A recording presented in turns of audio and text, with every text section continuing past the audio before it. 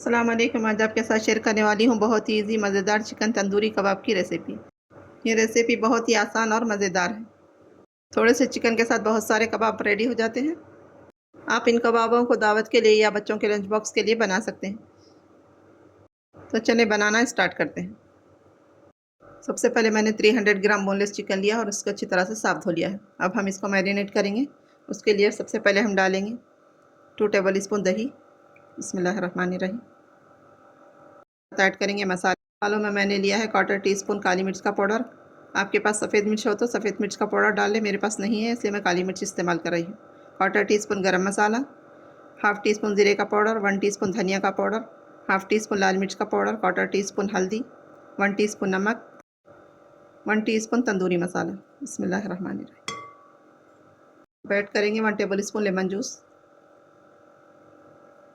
اور اسی کے ساتھ ایڈ کریں گے 1 ٹی اسپون ادرک لہسن کا پیسٹ۔ اب ہم ان ساری چیزوں کو اچھی طرح سے مکس کر لیں گے۔ میں نے چکن کے اس طرح سے پیسز کٹ کر لیے۔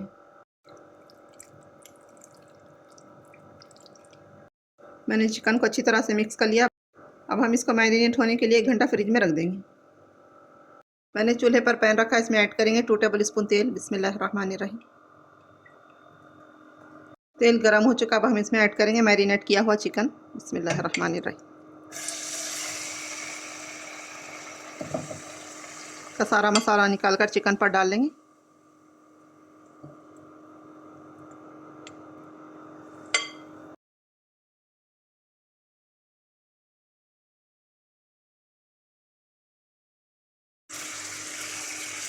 اب ہم چکن کو میڈیم ٹو ہائی فلیم پر لگاتار چمچہ چلاتے ہوئے فرائی کریں گے، ورنہ مسالے جل جائیں گے۔ چکن کو مسالوں کے ساتھ بھونتے ہوئے 4 منٹ ہو چکے ہیں۔ جس باؤل میں میں نے چکن کو میرینیٹ کیا تھا اسی میں آدھا گلاس پانی ایڈ کر دیا ہے۔ ابھی ہم پانی چکن میں ایڈ کر دیں گے۔ بسم اللہ الرحمن الرحیم۔ چکن کو کور کر کے لو ٹو میڈیم فلیم پر 10 سے 12 منٹ پکائیں گے۔ بسم اللہ۔ 12 منٹ ہو چکے، کور نکال دیں گے۔ میں نے چکن میں بیچ بیچ میں چمچہ چلا لیا تھا۔ ابھی چکن میں تھوڑا پانی باقی، اب ہم ہائی فلیم پر لگاتار چمچہ چلاتے ہوئے سارا پانی سکھا لیں گے۔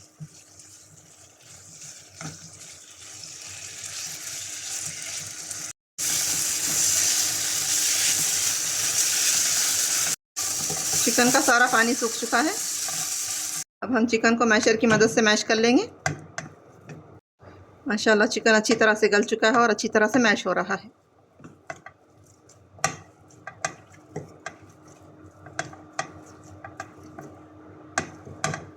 میں نے یہاں فلیم کو بند کر دیا ہے۔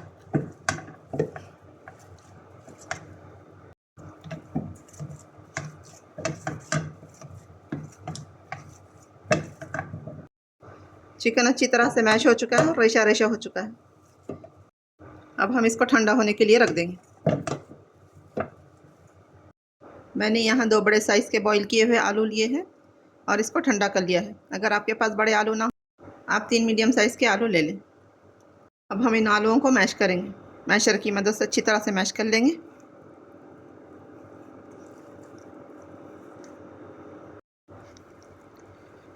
ہم آلوؤں کو اچھی طرح سے میش کریں گے تاکہ ان میں کوئی بھی گٹلی باقی نہ رہے۔ آپ آلوؤں کو گریٹر کی مدد سے بھی گریٹ کر سکتے ہیں۔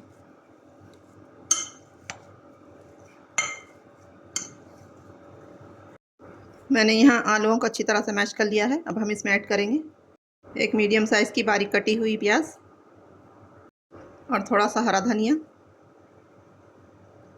اور اسی کے ساتھ ایڈ کریں گے 1 باریک کٹی ہوئی ہری مرچ۔ ہری مرچ آپ اپنے ٹیسٹ کے حساب سے ڈال لیں۔ اب ایڈ کریں گے 1/2 ٹی اسپون نمک۔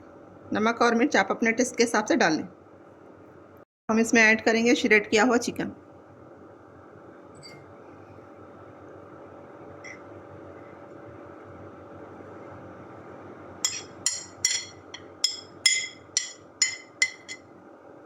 ہم ان ساری چیزوں کو اچھی طرح سے مکس کر لیں گے۔ اچھی طرح سے مکس کریں گے جیسے ہم آٹا گوندتے ہیں اسی طرح سے، تاکہ ساری چیزیں ایک دوسرے کے ساتھ اچھی طرح سے مل جائے۔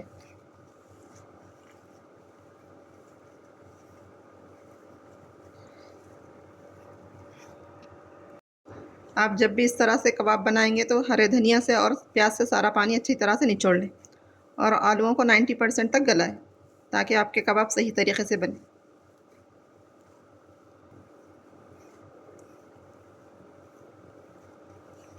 یہ کباب اتنے ٹیسٹی مزے کے بنتے ہیں کہ آپ ایک بار بنائیں گے تو بار بار بنانا چاہیں گے۔ آپ ان کبابوں کو آپ کے بچوں کے لنچ باکس میں دے سکتے ہیں یا دعوت کے لیے بنا سکتے ہیں۔ تو میں نے سارا چکن اچھی طرح سے مکس کر لیا ہے، یہاں ہمارا مکسچر ریڈی ہے۔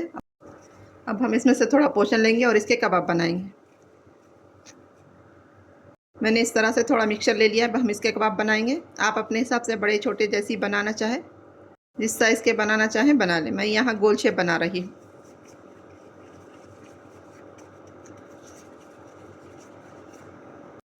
تو دیکھیں یہاں مکسچر کتنا اچھا ریڈی ہوا ہے، کباب بالکل بھی نہیں ٹوٹ رہے ہیں۔ میں یہاں گول شیپ بنا رہی ہوں۔ تو دیکھیں ہمارا ایک کباب بن کر ریڈی ہے۔ اب اسی سائز کے سارے کباب بنا کر ریڈی کروں گی۔ دیکھیں میں نے سارے کباب تیار کر لیے ہیں، اس کو سائڈ میں رکھیں گے۔ کبابوں کی کوٹنگ کے لیے ایک انڈا لیا ہے، ہم اس میں ایڈ کریں گے 2 پنچ نمک، 2 پنچ کالی مرچ کا پاؤڈر۔ اگر آپ کے پاس سفید مرچ ہو تو سفید مرچ ڈال لیں، میرے پاس نہیں ہے تو کالی مرچ استعمال کر رہی ہوں، یا ریڈ چلی پاؤڈر استعمال کر لیں۔ اب ہم ساری چیزوں کو انڈے کے ساتھ اچھی طرح سے پھینٹ لیں گے۔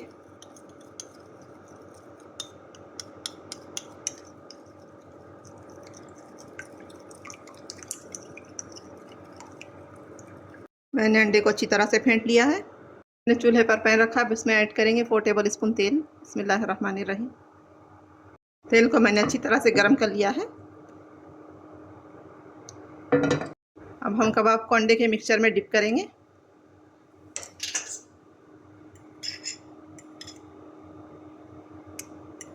اور انڈے میں سے نکال کر پین میں ایڈ کریں گے۔ بسم اللہ الرحمن الرحیم۔ اسی طرح دوسرا کباب بھی انڈے میں ڈپ کریں گے۔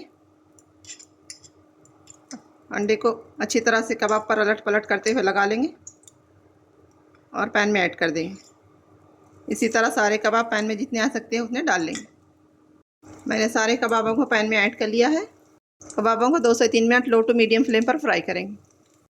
3 منٹ ہو چکے، ہم کبابوں کی سائڈ کو چینج کریں گے۔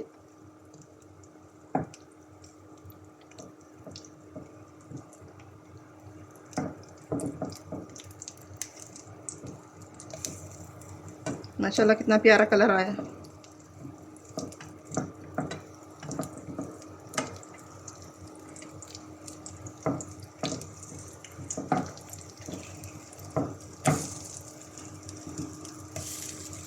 میں نے سارے کبابوں کی سائڈ کو چینج کر لیا ہے، اسی طرح دوسری سائڈ بھی 2 سے 3 منٹ فرائی کریں گے۔ ہم بس کبابوں کو کلر دینے کے لیے اور کرسپی کرنے کے لیے فرائی کر رہے ہیں، کیونکہ ہماری ساری چیزیں پکی ہوئی ہیں۔ منٹ ہو چکے، ہم کبابوں کو نکال لیں گے۔ ماشاءاللہ کبابوں کی دوسری سائڈ بھی کتنا پیارا کلر آیا ہے۔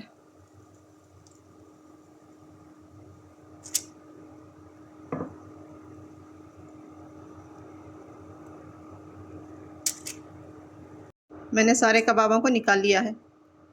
ماشاءاللہ کتنا پیارا کلر آیا ہے۔ تو دیکھیں ہمارے کباب کتنے سافٹ اور کتنے ملائم بنے ہیں۔ میں آپ کو ایک توڑ کر بھی دکھاؤں گی۔ آپ ان کبابوں کو اپنے بچوں کے لنچ باکس کے لیے یا مہمانوں کے لیے بنائیں۔ مہمان جب ایک بار کھائیں گے تو اس کا ٹیسٹ بھلا ہی نہیں پائیں گے اور آپ کی خوب تعریفیں ہوں گی۔ تو آپ اس ریسیپی کو ایک بار ضرور ٹرائی کریں۔ میری ریسیپی کیسی لگی کمنٹ میں ضرور بتائیں۔ میرے چینل کو لائک شیئر سبسکرائب ضرور کریے۔ مجھ کو دعاؤں میں یاد رکھیے، اپنا بہت سارا خیال رکھیے۔ اللہ حافظ۔